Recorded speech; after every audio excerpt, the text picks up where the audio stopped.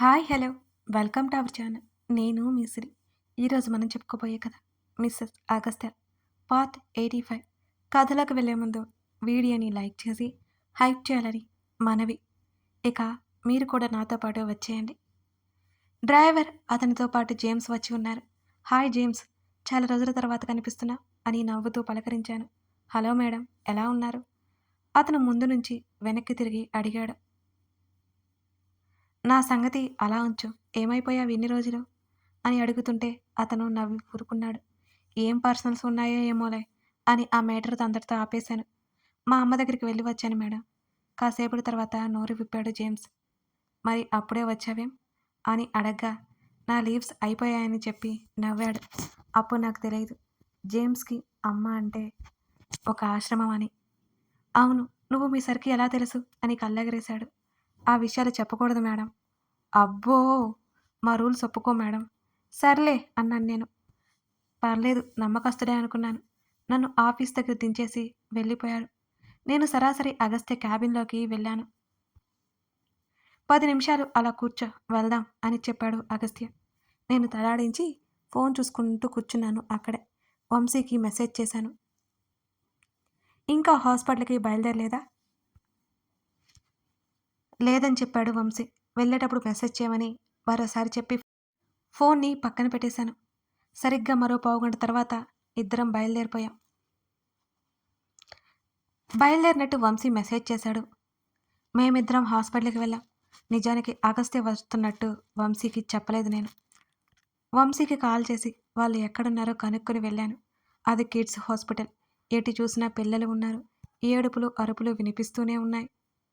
నిజానికి పాప దగ్గరికి ఎవరు వెళ్ళడానికి వీల్లేదు. అసలు పాపని ముట్టుకోకూడదు.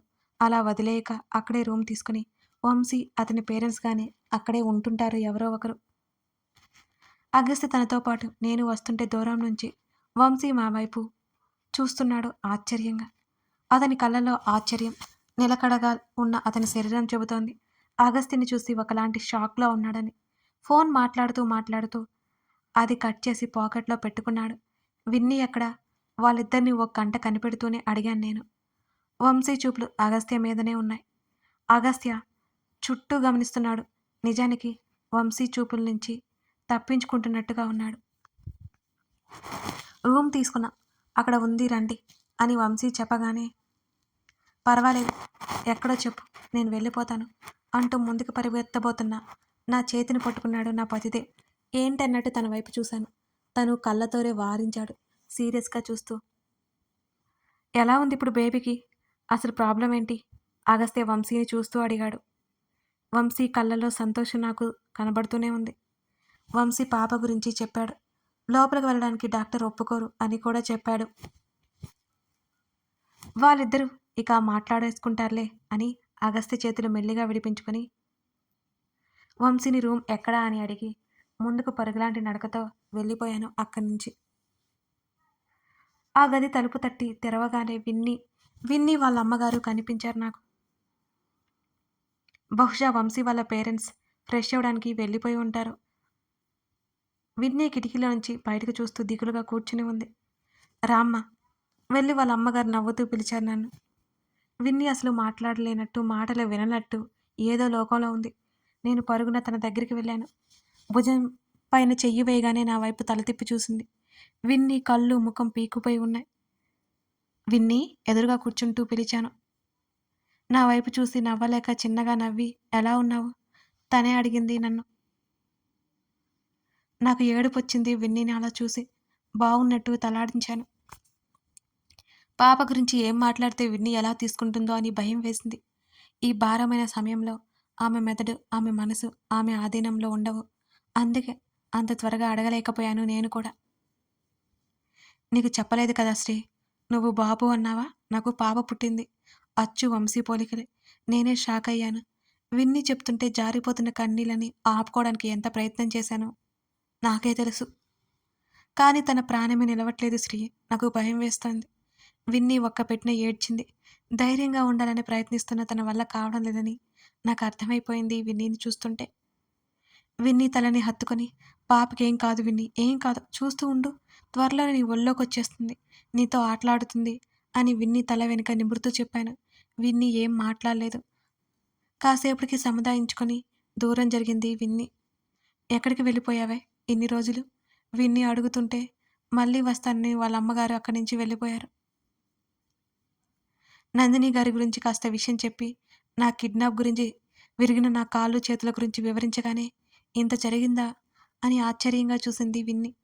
టైం బాగుండి బ్రతికి బయటపడ్డాను అని నవ్వి, విన్ని నువ్వు ధైర్యంగా ఉండాలి.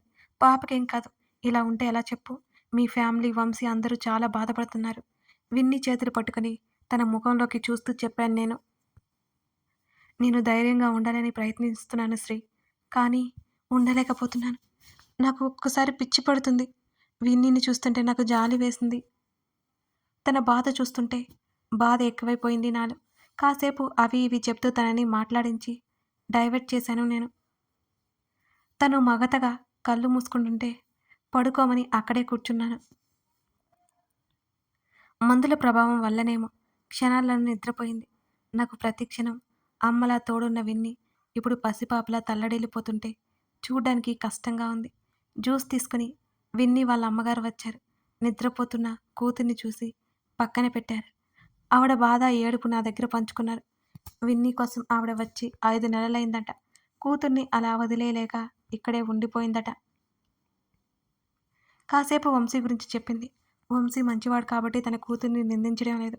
పైపెచ్చు బాగా చూసుకుంటున్నానని కూడా చెప్పింది. ఆవిడ మాటలు వింటుంటే నేను అలాగే కూర్చున్నాను వింటూ. అగస్త్య నుంచి ఫోన్ కాల్ వచ్చింది. నేను వచ్చి అప్పటికే 3 గంటలైపోయినట్టు తెలిసింది. షాక్ అయ్యాను. మై గాడ్, అగస్త్య బయటే ఉన్నాడు. విన్ని వాళ్ళ అమ్మగారికి చెప్పి నేను గబుక్కున బయటకొచ్చేశాను. విన్ని నిద్రపోతుందని డిస్టర్బ్ చేయలేదు. అగస్త్య కోసం చూశాను. అక్కడెక్కడా తను కనిపించలేదు.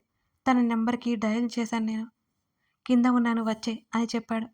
తను పాపను చూడ్డానికి ఎలాగూ వీల్లేకపోవడంతో మళ్ళీ రావాలని అనుకుని కిందకు వచ్చేశాను నేను కూడా. హాస్పిటల్‌కి కాస్త పక్కనే కారు ఉంచి దానికి ఆనుకుని నిలబడ్డాడు అగస్త్య. మామూలుగా వేగంగా వెళ్తున్న నా అడుగులు ఆగిపోయాయి. పూల మొక్కల కోసం ఉన్న చిన్న గోడలాంటి దాని మీద కూర్చొని కనిపించాడు వంశీ. ఇద్దరిని అనుమానంగా చూస్తూ దగ్గరికి వెళ్ళాను నేను కూడా. సారీ, అసలు చూసుకోలేదు. తన్ని వెయిట్ చేయించానని చెప్పి చిన్నబుచ్చుకున్నట్టుగా చెప్పాను. అగస్త్య ఏమీ మాట్లాడలేదు. అప్పుడు చూశాను తన చేతిలో ఉన్న సిగరెట్‌ని. నా కనులు పెద్దవయ్యాయి. నోరు తెరిచి అంతలోనే వంశీ ఉన్న విషయం గుర్తొచ్చి నా మాటలు అక్కడితోనే కట్ చేసి పడేశాను. వంశీ వైపు చూడగా అతని చేతిలో కూడా సిగరెట్ కనిపించింది నాకు. ఇక నాకు అర్థమైపోయింది సీన్. నేను ఇక ఏం మాట్లాడలేదు. విన్ని జాగ్రత్త అని చెప్పాను వంశీని చూస్తూ. అతను చిన్నగా నవ్వి ఊరుకున్నాడు. అగస్త్య కారులో కూర్చున్నాడు. వంశీకి చెప్పి నేను కూడా కారులో కూర్చున్నాను. Thank you Sreeja. వంశీ లేచి నిలబడి నన్నే చూస్తూ చెప్పాడు. ఎందుకు? నిజంగానే నాకు అర్థం కాలేదు. అతను నవ్వి ఊరుకున్నాడు కానీ సమాధానమైతే చెప్పలేదు. కారు ముందుకెళ్ళిపోయింది. నేను అయోమయంగా చూస్తుండగానే అగస్త్య నా వైపు అస్సలు చూడలేదు. రోడ్డు వైపు చూస్తూ కార్ డ్రైవ్ చేస్తున్నాడు. అసలేమైంది అర్థం కాలేదు. నేను ఏం మాట్లాడలేదు. ఇద్దరం మాట్లాడుకున్నారని మాత్రం అర్థమైపోయింది వాళ్ళిద్దరి గురించి. తను నన్ను ఇంటి దగ్గర డ్రాప్ చేసి ఆఫీస్కి వెళ్ళిపోయాడు అటు నుంచి అటు. భోజనం చేయబుద్ధి కాలేదు. విన్నీ గుర్తొచ్చింది. రాత్రంతా నిద్ర లేకపోవడం వల్లనేమో కాసేపటికి నిద్ర వచ్చేసింది నాకే తెలియకుండా. ఆ రోజు తను వచ్చేసరికి బాగా ఆలస్యం అయిపోయింది. అంటే మధ్యాహ్నం హాస్పిటల్కి రావడం వల్ల తన వర్క్ అంతా అయిపోయి వచ్చేసరికి ఆ సమయం అయిపోయింది మరి. ఎప్పుడూ లేనిది శ్రద్ధగా చదువుకుంటున్నాను. నన్ను ఆశ్చర్యంగా చూశాడు అగస్త్య. ఫ్రెష్ అయి వచ్చి నా పక్కన కూర్చున్నాడు. నేను కింద కూర్చున్నానన్నమాట. సోఫాకి ఆనుకుని కార్పెట్ మీద. ఇది నిజమేనా? కలగంటున్నానా? నా జుట్టు సరిచేస్తూ అడిగాడు అగస్త్య. ఏమో అది నీకే తెలియాలి. చదువుకుంటున్నా కదా, డిస్టర్బ్ చేయకు నన్ను అని అన్నాను నేను. అబ్బో, నిజం చెప్పు. నేను వస్తున్నానని తెలిసి బుక్ తీసావు కదూ అని అడిగాడు కళ్ళు ఎగరేస్తూ.